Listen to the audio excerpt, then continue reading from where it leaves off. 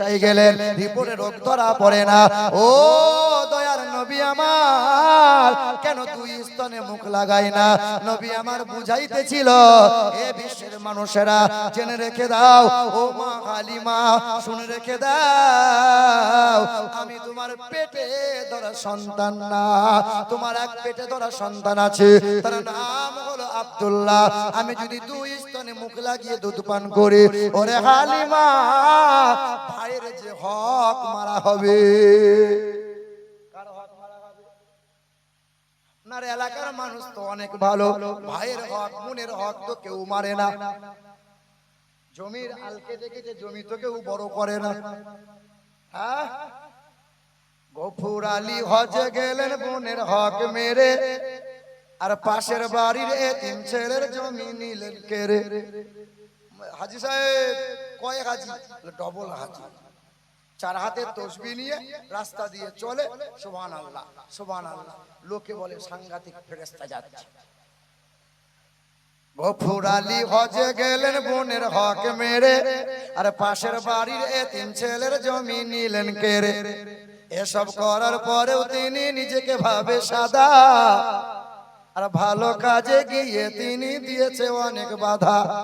কাবা ঘর তাওয়াফ করে শয়তানকে মারে ঢিল, এসব কাণ্ড দেখে শয়তান হাসে খিলখিল।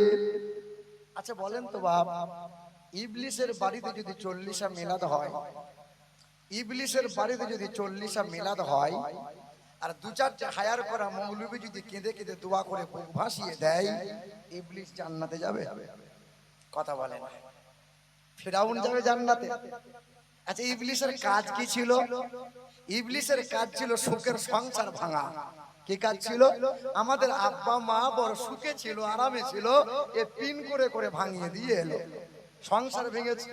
তা আমার সমাজে ইবলিস এইরকম নাই বাবা, এরকম নাই। ফিরাউন, ফিরাউন বলেছিল আমি তো বড় খোদা, ভবিষ্যতের মালিক তো আমি আল্লাহ, এই গুণগান যদি করতে হয় তা আমাকে কর।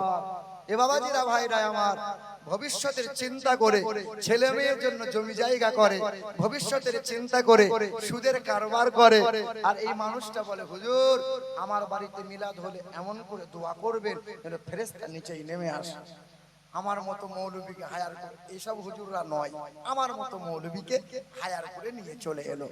হ্যাঁ, দেখবেন যখন মিলাদের শেষের দিকে হয়, যখন ইমাম সাহেব হাফেজ সাহেব যখন ইয়া নবী সালামু আলাইকা শুরু করে, তো কত মাল দেখবেন ক্যাঁচা মেরে মিলাদে হাজির হয়।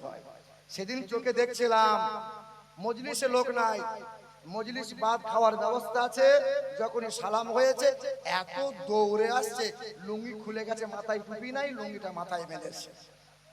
মানে হ্যাঁ রে, তো লুঙ্গি কই? পুরো আন্ডার প্যান্ট আছে তো, অসুবিধা নাই।